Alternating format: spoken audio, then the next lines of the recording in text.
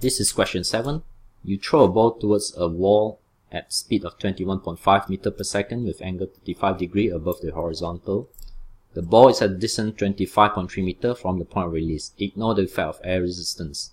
How far above or below the release point does the ball hit the wall? So we have to determine how far above or below. Please specify this in your answer. Will the ball hit the wall?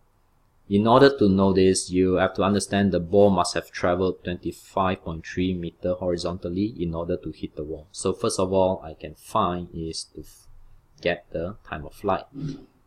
Okay, time of flight here, I can get it by dividing my horizontal displacement with my horizontal speed. Horizontal displacement 25.3. My horizontal speed will be 21.5 cosine of 35. Make sure you get cosine, don't use sine here. And you shall get about 1.44 seconds. That is the time of flight. From there, then only you can work out how far above or below the release point. And I shall proceed here. Sy equals to uyt plus half of gt squared.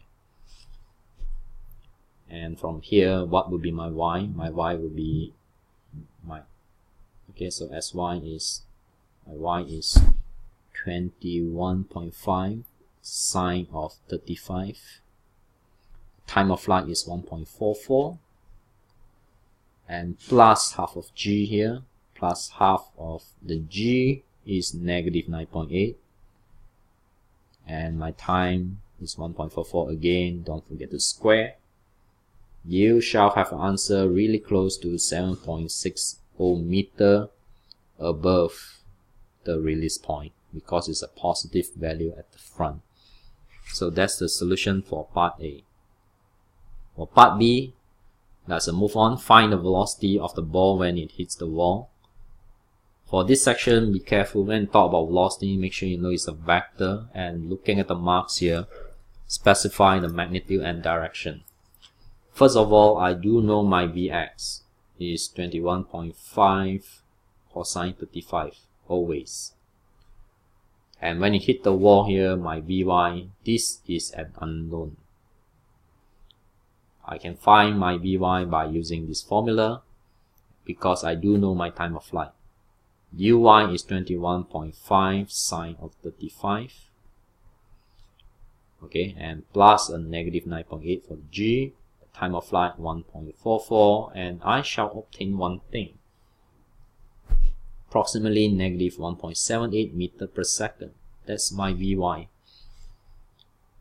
And I will leave it to you to combine the velocity using Pythagoras theorem. You will have the value nearing 17.7 meters per second. And angle-wise, it will be 5.78 degree below horizontal. It is important for you to tell us it's below. Okay, indeed, because this is Vy is negative, certainly is below horizontal. So work out on this by yourself.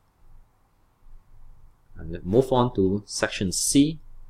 How about the displacement of the ball? Displacement again is another vector, but things are simpler this time around because I do know my Sx would be 25.3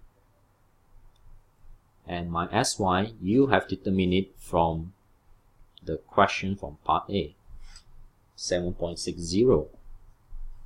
Again, please combine them using Pythagoras theorem. I will now give you the answer.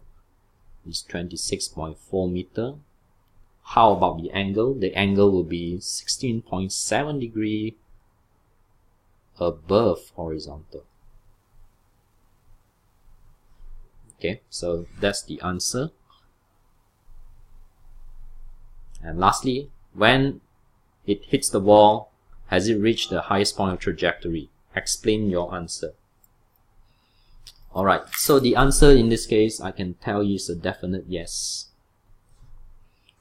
Okay, why? Because when it hit the wall, recall what is my Vy value. My Vy value is negative 1.78 meters per second.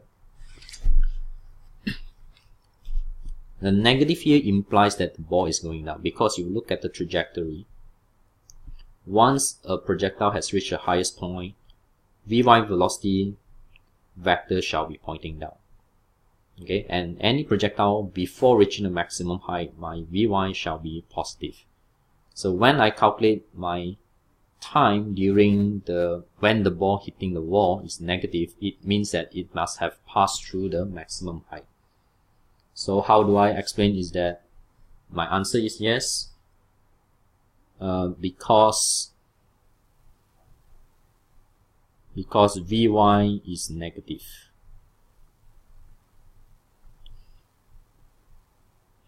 Negative Vy means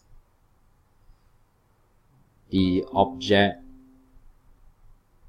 is moving downwards.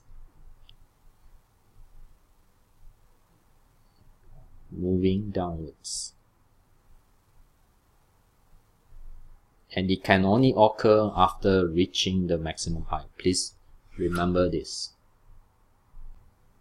Question number 8. A loop-the-loop track is built for a 355 kg car. It's completely circular loop, 21.8 meter tall at the highest point.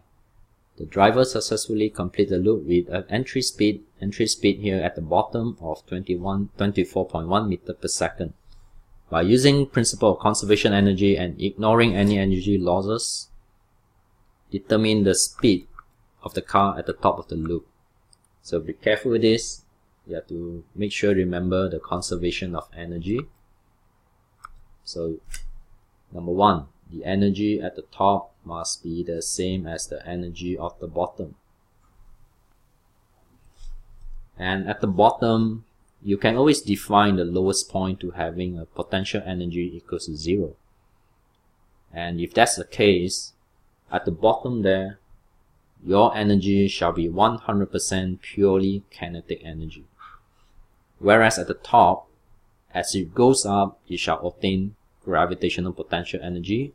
On top of that, you do have kinetic energy. So perhaps this is what I'm going to write down. Let me put Vi over here. And at the top, you obtain potential energy as well as the kinetic energy. I will call it Vf squared. Okay, Vf, this is Vi.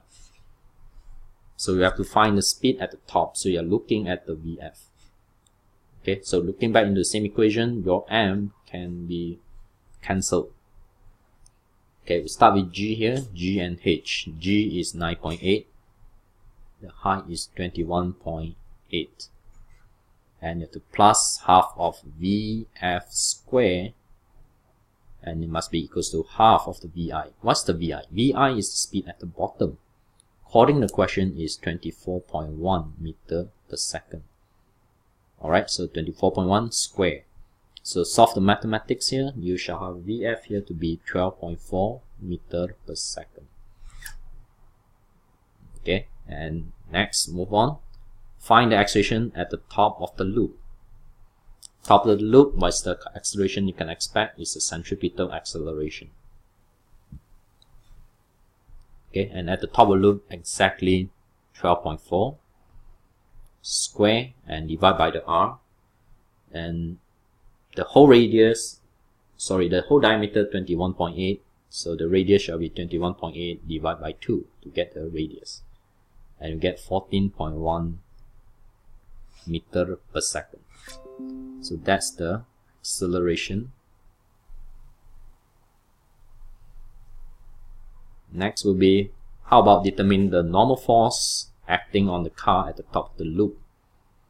What is the normal force? At the top of this loop, if you look carefully, this will be the position, it's upside down, and your normal force and your W both are pointing downwards, and your Fc must be equals to N plus W, because Fc is also pointing downwards. So N and W add up together equals to Fc. Alright, and you need to determine normal force, which equals to Fc subtract W. Okay, Fc is mv squared over r, and W is mg. And What else? You do know the mass. The mass of this car is 355. One thing to note, v squared over r is the acceleration that just now we determined it to be 14.1. I repeat, v squared over r is the AC. It's the acceleration that we get in section B. So it's 14.1. Okay, and then I have to minus the g to be 9.8. My answer here shall be 1.53 to the power of 3 Newton. And lastly, this one, a lot of you miss out this question because you have to find the minimum entry speed such that the car just remain in contact. Entry speed happen at the bottom here. So in this case, what you need to understand is that first of all, Fc is equals to n plus w at the top, and n equals to 0 if the car just remain in contact. So Fc equals to your w, and when you expand your Fc and your w, you realize that V is the surd of Rg. Okay, let us bring it towards here. The Rg, what is the R? 21.8 divided by 2, that is your R. G is 9.8. You will get 10.3 meter per second for the top of the ride. But you are looking for entry speed. When you apply this, remember you are looking for the speed at the bottom.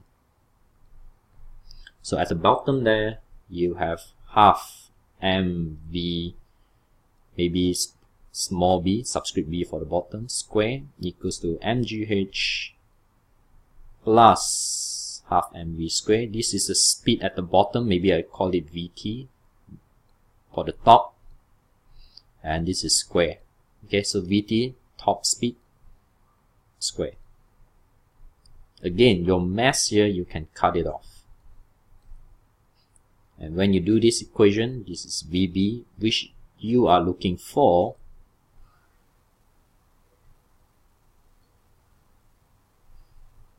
Okay, G 9.8.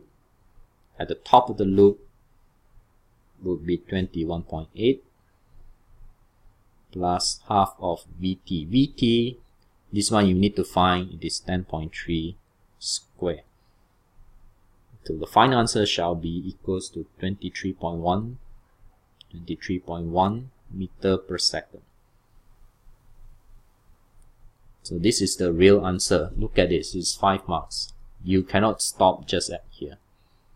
So that would be the answer.